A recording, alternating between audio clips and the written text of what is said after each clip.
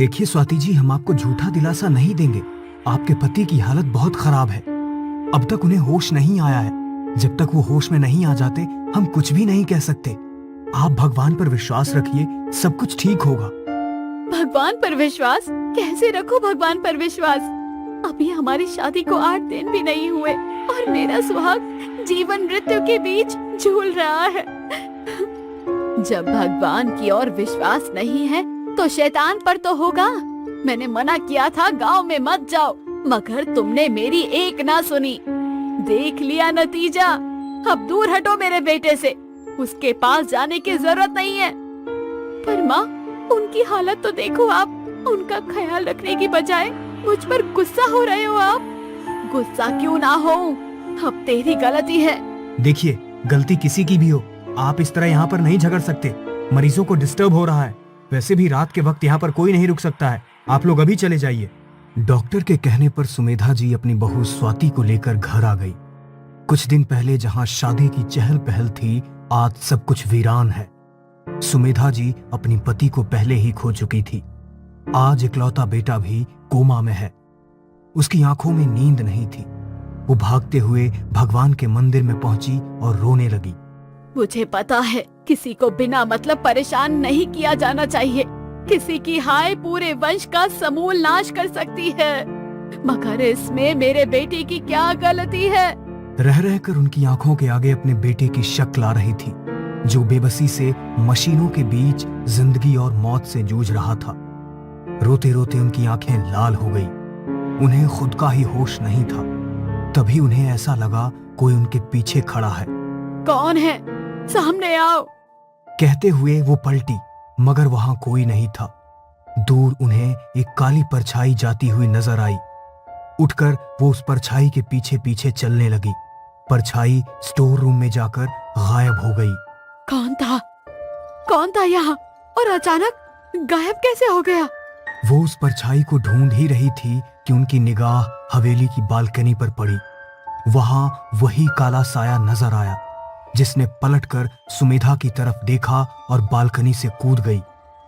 ये देखकर उनके रोंगटे खड़े हो गए। सर पर पसीने की बूंदें झलक गई। वो अपने कमरे में चली गई। दूसरी तरफ स्वाति एक अंधेरे मैदान में तेज दौड़ लगा रही थी। उसकी सांसें फूलने लगी थी। वो मुड़ मुड़ कर पीछे देख रही थी, मगर तभी एक साया नजर आता तो कभी कुछ नहीं। उसका भागना मुश्किल होने लगा। उसकी सांसें उखड़ गई और वो जमीन पर गिर गई। जैसे ही उसने उठने की कोशिश की, उसके सामने वही आदम कद से भी लंबा, बड़े बड़े नाखून, अजीब सा डरावना चेहरा लिए एक साया खड़ा था। उसे देख स्वाति के मुंह से आवाज भी नहीं निकल रही थी, मगर फिर भी पूरी हिम्मत जताकर वो जोर से चिल्लाई, कोई है? प्लीज बचाओ, हेल्प मी, बचाओ मुझे।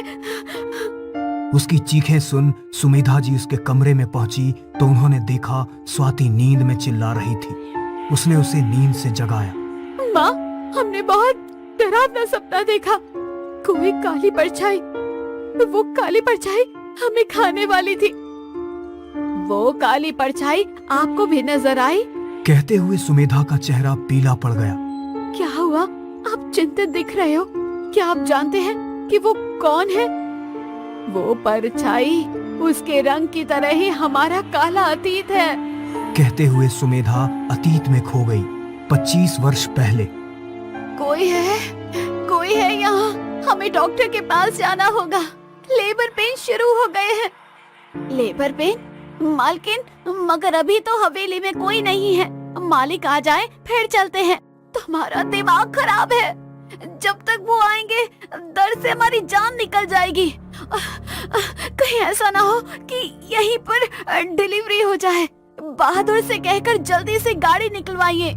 एक और बाहर का खराब मौसम तो दूसरी तरफ सुमेधा के दर्द। दोनों नौकर उसे हॉस्पिटल ले जाने में भी डर रहे थे। क्या सोच रहे हो? गाड़ी चालू करो। कहते हुए सुमेधा ने ड्राइवर को चलने के लिए कहा। बेमन से ड्राइवर सुमेधा को लेकर अस्पताल के लिए निकल गया। तेज बारिश हो रही थी, बिजली चमक रही थी।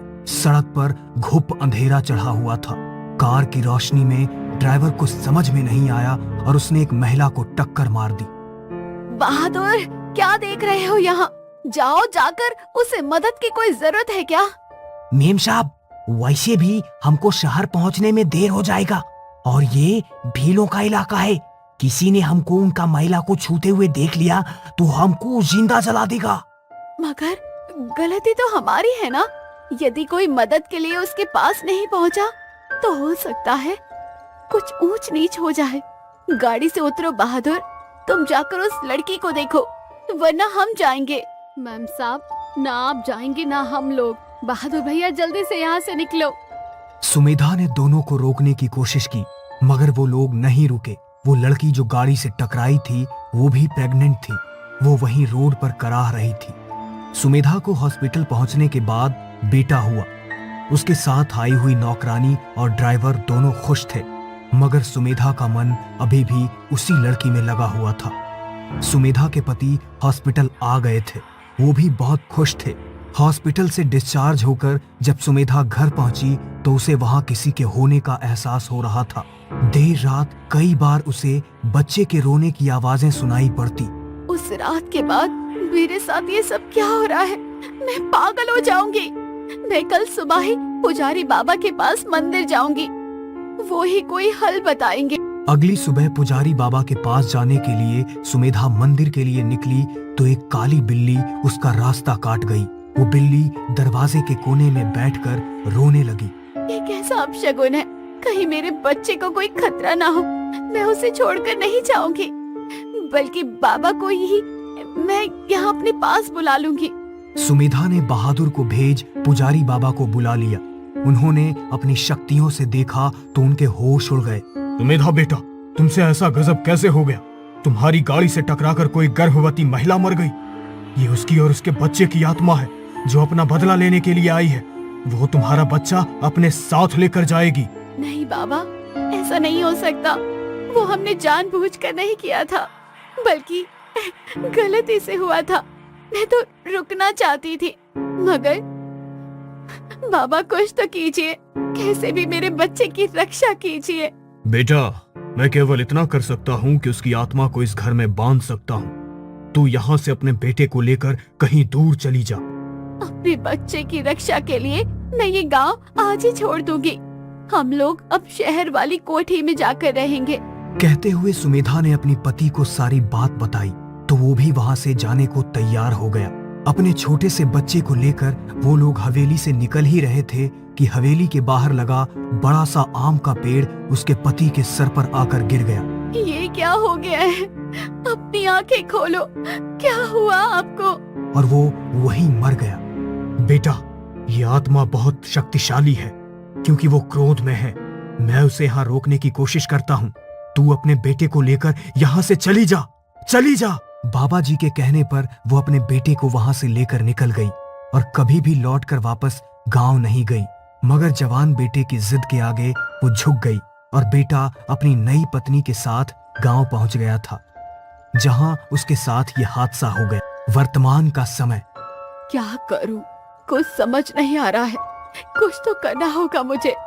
मैं अभी बाबा से मिलने जाऊंगी। खुद से ही बात करती हुई वो घर से निकल ही रही थी कि तभी उसकी गाड़ी खुद ब खुद रिवर्स होने लगी। गाड़ी घर की दीवार से टकरा गई। ये देख ड्राइवर ड्राइविंग सीट छोड़कर भाग गया। वो समझ गई कि वो आत्मा उसे यहाँ से जाने नहीं देना चाह रही है। क्या चाहती हो तुम? हम तुम्हारे गुनहगार हैं। हमारे बेटे को छोड़ दो, हमारी जान ले लो। वैसे भी तुम हमारे पति को छीन ही चुकी हो। अब बेटे को कुछ हो जाएगा तो हम जी नहीं पाएंगे। मार दो हमें, ले लो अपना बदला। यदि इतनी आसानी से मार दिया तो हमारा बदला कैसे पूरा होगा? तुम्हें क्या पता अपने बच्चों के खोने का गम क्या होता है? सारी रात हम सड़क पर किसी की मदद का इंतजार कर रहे थे, मगर कोई भी हमारी मदद के लिए नहीं पहुंचा। अपने बच्चों को अपनी आंखों के आगे तड़पते हुए देखा है।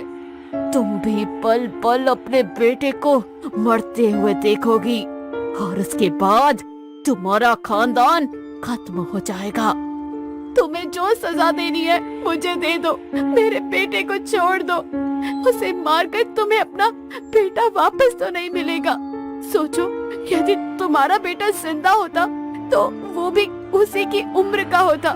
जवान बेटे पर मुसीबत को देखकर एक माँ के दिल पर क्या बीतती है।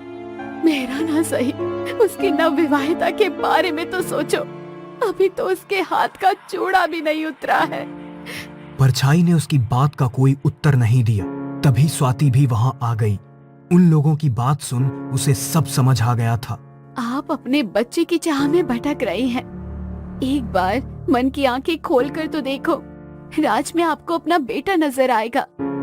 यदि आपने मेरे सुहाग को मुझे सुकुशल लौटा दिया तो मैं वादा करती हूँ, हम दोनों मिलकर आपके लिए श्राद्ध करेंगे ताकि आपको मुक्ति मिल सके। स्वाति की बातों का अपनापन और मुक्ति की चाह ने उसके मन से सारा मैल खत्म कर दिया। राज सकुशल घर वापस आ गया। राज के वापस आने के बाद सुमेधा, स्वाति और राज ने उस आत्मा की मुक्ति के लिए पूजन कर श्राद्ध किया। उस आत्मा को मुक्ति मिल गई। मगर सुमेधा जी को उम्र भर इस चीज का मलाल रहा कि काश उस वक्त उन्होंने अपने नौकरों को फोर्स कर कर बोला होता कि उसे भी अपने साथ हॉस्पिटल लेकर चलो, तो शायद वो भी बच जाते और सुमेधा के परिवार को कोई तकलीफ भी न होती। ये कहानी आपको अच्छी लगी हो तो हमें सब्सक्राइब करें, हमारा इंस्टाग्राम और फेसबुक पेज जरूर फॉलो करें। और हाँ दोस्तों, सब्सक्राइब करना भूलना मत।